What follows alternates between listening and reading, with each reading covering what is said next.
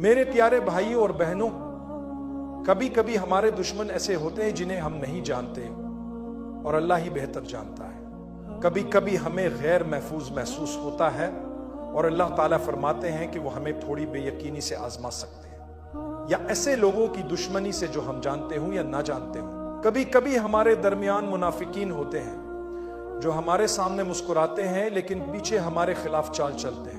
اس بارے میں میرے لیے اللہ کی کیا رہنمائی ہے؟ مجھے کیا کرنا چاہیے؟ کیونکہ اگر میں ایسے لوگوں کے بارے میں پریشان ہونا شروع کر دوں گا تو شاید میں غمگین ہو جاؤں گا، میں افسردہ ہو جاؤں گا اور زندگی میں آگے نہیں بڑھ پاؤں گا۔ ہمیں زندگی کو جاری رکھنا ہے، ہر صبح ایک نئی مسکراہٹ کے ساتھ اٹھنا ہے اور اللہ کی رحمت پر بھروسہ رکھتے ہوئے آگے بڑھنا ہے۔ اللہ تعالیٰ نے سورہ النساء میں بڑی خوبصورتی سے یہ بات بیان کی ہے۔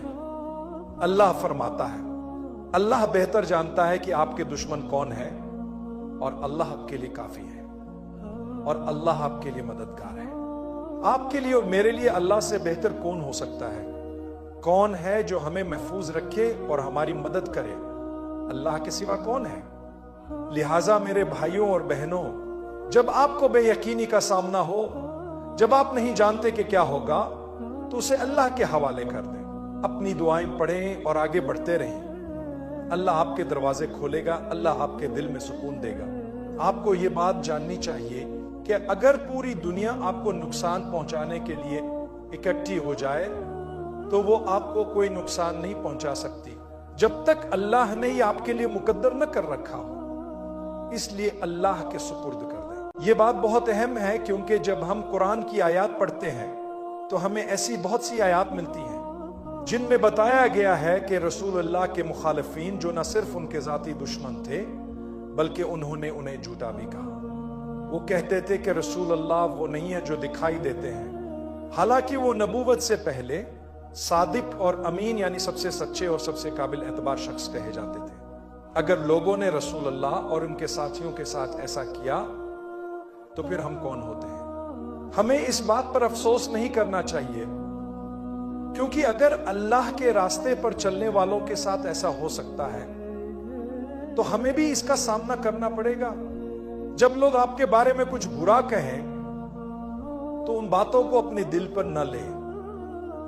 یاد رکھیں کہ اللہ کے محبوب بندوں کے ساتھ بھی ایسا کیا گیا، تو اگر وہ ہمارے ساتھ ایسا کر رہے ہیں تو اس کا مطلب ہے کہ اللہ ہمیں پسند کرتا ہے۔ ایسے وقت میں مسکرائیں اور ثابت قدم رہیں، کیونکہ اللہ کا وعدہ ہے کہ وہ اپنے راستے پر چلنے والوں کی حفاظت کرتا ہے۔ اللہ فرماتا ہے، کہہ دو میرا محافظ وہ ہے جس نے کتاب نازل کی، اللہ ہی نے پکاروں اور ان کی حفاظت کرتا ہے جو اللہ کی رضا کے طلبگار ہوتے ہیں۔ اللہ میرے لیے کافی ہے، مجھے کسی چیز کی فکر کرنے کی ضرورت نہیں۔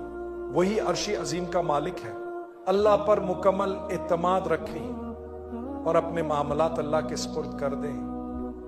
اگر آپ کو تھوڑی سی تکلیف یا پریشانی ہو تو یاد رکھیں کہ اس میں آپ کے لیے دراصل کوئی نہ کوئی فائدہ چھپا ہوتا ہے۔ جب رسول اللہ کے پاس لوگ آئے اور کہا کہ دشمن نے بڑا لشکر تیار کر لیا ہے، تو آپ نے فکرمند ہونے کے بجائے اللہ پر بھروسہ کیا اور فرمایا، اللہ ہمارے لیے کافی ہے اور وہ بہترین کارساز ہے۔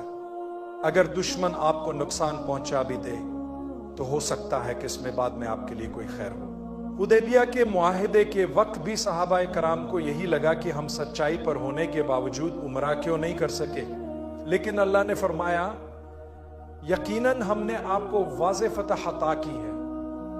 حضرت عمر جیسے صحابہ بھی حیران تھے کہ یہ فتح کیسے ہو سکتی ہے، لیکن صبر کریں، فتح صبر کرنے والوں کے ساتھ ہوتی ہے۔ اگر آج نہیں تو کل آپ خوشی منائیں گے، آپ فتح یاب ہوں گے۔ اور یوں رسول اللہ نے فرمایا کہ اگر اللہ نے اسے فتح کہا ہے تو یہ واقعی فتح ہے۔ کچھ سال بعد وہ فاتحانہ انداز میں مکہ مکرمہ میں داخل ہوئے۔ فتح مکہ کے دن صحابہ کی تعداد ہزاروں میں تھی، اور آپ جانتے ہیں کہ رسول اللہ نے اس دن کیا کیا۔ جب وہ جانتے تھے کہ وہ جیت گئے ہیں تب بھی وہ سب سے زیادہ عاجزی کے ساتھ پیش آئے۔ وہ غرور و تکبر سے بالکل پاک تھے۔ جو بھی اس دن معافی کا طلبگار ہوا اسے معاف کر دیا گیا۔ صرف یہی نہیں، جب انہیں مکمل طاقت اور اختیار حاصل تھا، جب وہ اپنے دشمنوں کے ساتھ جو چاہتے کر سکتے تھے، تو انہوں نے کیا کیا؟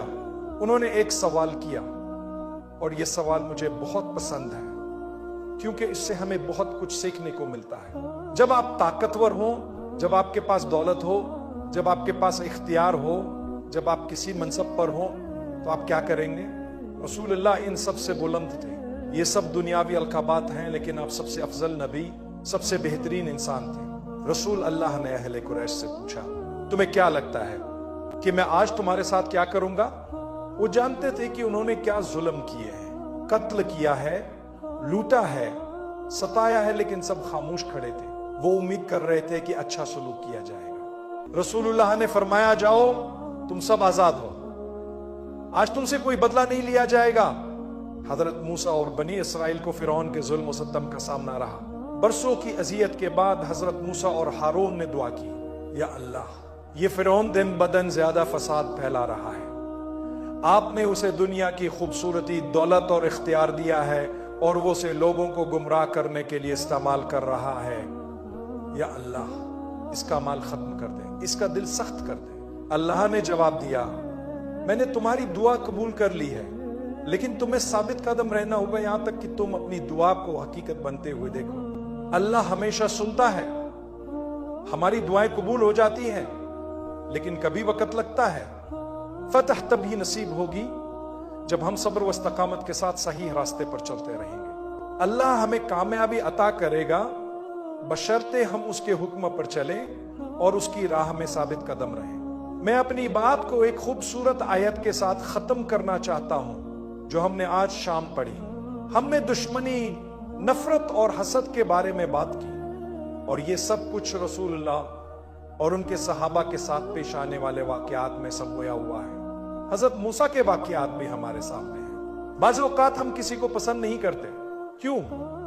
جو بھی وجہ ہو، ہم انسان ہیں، کبھی کبھی ہمیں کسی کے ساتھ آرام دہ محسوس نہیں ہوتا، یا ہم ان سے دور رہنا چاہتے ہیں۔ یہ انسانی فطرت ہے کہ ہمیں بعض لوگوں کے ساتھ مسئلہ ہو سکتا ہے، لیکن جب آپ کسی کو ناپسند کرتے ہیں تو اس ناپسندیدگی میں میانہ روی اختیار کریں۔ شاید کل وہی شخص آپ کا دوست بن جائے، شاید کل وہی آپ کے قریب ہو جائے۔ اللہ ہمیں حکم دیتا ہے کہ کبھی کسی سے نفرت یا ناپسندیدگی کی بنیاد پر انصاف کا دامن نہ چھوڑیں۔ اللہ فرماتا ہے، عدل کرو، یہی تقوی کے زیادہ قریب ہے۔ جب آپ کا اللہ سے تعلق ہوتا ہے تو اگر آپ کسی کو ناپسند بھی کرتے ہیں تب بھی آپ ان کے بارے میں جھوٹ نہ بولیں، ان کے خلاف کہانیاں نہ بنائیں، اور انہیں بے وجہ نقصان پہنچانے کی کوشش نہ کریں۔ اگر آپ ظلم کریں گے تو غلط آپ ہوں گے، پھر اللہ کی مدد کیسے آئے گی؟ لہٰذا اپنی ناپسندیدگی کو کسی پر ظلم کرنے کا بہانہ نہ بنائیں، انصاف کریں، کیونکہ یہی اللہ کے قریب ہونے کا ذریعہ ہے۔